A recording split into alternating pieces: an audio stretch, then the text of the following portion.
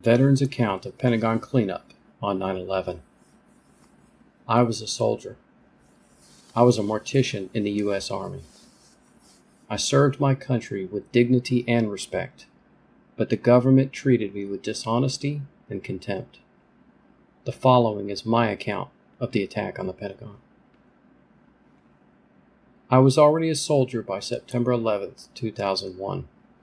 That morning, we were doing motor stables when my platoon sergeant ran up and said there had been a terrorist attack on America and we needed to mobilize.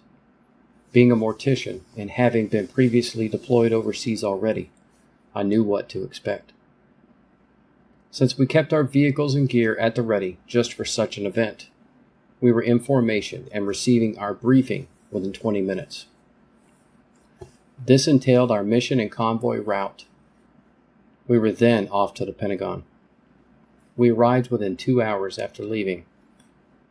I was only given enough information to be worried. As we arrived, there were civilians holding signs on the roads and grassy knolls that said, "God bless our troops," and "Death to America's enemies." As we were unloading our equipment and the command was being briefed, we took in the sight. A huge hole was in the side of the Pentagon, on fire and collapsing.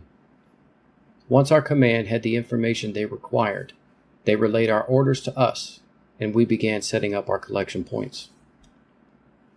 After all was set up, we broke down into teams and began filtering into the DoD processing tents, where we were made to sign an NDA that stated we were not allowed to remove or take pictures of anything other than mission-specific materials, and we had to take pictures for our Pentagon badges that were required to go into the military installation. Up until this point, I still had no idea what really happened, and I wasn't being given any more information than my rank was privy to. I started my shift with 2 more soldiers. We suited up in full Tyvek suits with hoods and began our journey into the damaged portion of the Pentagon, but not until our FBI and Pentagon official escorts said so. We worked in 3-man teams. I entered and immediately realized we'd be here for a long time. Bodies and pieces of bodies were everywhere. Smoke and fallen debris surrounded us. I went in and started placing pieces into the body bags we took with us. I had to load and carry the remains with another team member. After a long 6 hours of doing this, my shift was over and another took its place. The next day, our leaders decided to rotate the shifts between bagging bodies and transporting them to the Air Force Base at Dover, Maryland, where all the bodies were taken for tentative identification. I drove the convoy semi with the refrigeration unit the 2 hours to Dover and helped unload the bodies. Once at Dover, I finally got the chance to talk to some people who had more information than I had previously heard. Apparently, 2 airplanes had hit the Twin Towers, and another plane had been taken down in Pennsylvania.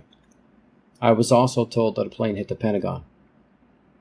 I was shocked when I heard these stories, for more than one reason. I started watching the CNN videos of the attacks, watched the planes hit the Twin Towers. Something was odd, though. So on it went over the next 40 days. I rotated between pulling body pieces out of the Pentagon and driving them up to Dover. Over that 40 days, I held my questions inside. I felt ashamed to question the official narrative. I was overcome with grief at the sight of these Americans, killed by terrorists. But I couldn't help think that something wasn't right. Why would the government lie to us? I asked myself. I let it go. We'd done our job. We packed up and left the Pentagon to the praises of our command and higher-ups. We were treated like heroes by the people with signs. We got back to Fort Lee and were immediately debriefed about the possibility of going to war.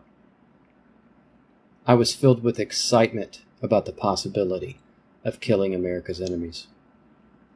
A couple of weeks later, after stuff had died down and we'd all had a chance to watch the news and speak amongst ourselves, I started asking the questions that had bothered me at the Pentagon. I was not a conspiracy guy by any means. None of my fellow soldiers seemed to care at all, but some agreed. You see, I was there for 40 days. I was told an airplane, a 757, had hit the Pentagon, just like the Twin Towers.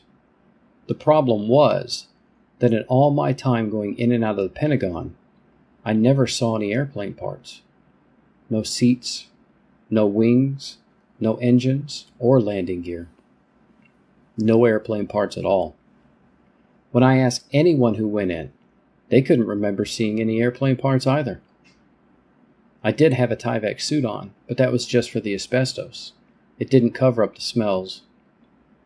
There was no stench of jet fuel at all.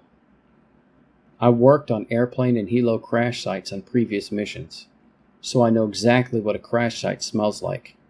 And this was clearly not a crash site. My mind was racing. I couldn't believe that we, the American people and soldiers, had been lied to about something so important, so I started digging, and what I found shocked me. Now, I was still full-on indoctrinated into the military lifestyle, being active duty, so I still had to be a soldier 24/7. But in my off time, I went down the conspiracy rabbit hole completely. I started researching different things I had seen on TV or read about on the internet, like the dancing Israelis, Watergate, or the Oklahoma City bombing. I was fully aware after only 6 months that our government was corrupt. Little did I know how far it actually went. If they will lie to me, imagine the lies that they'll tell you.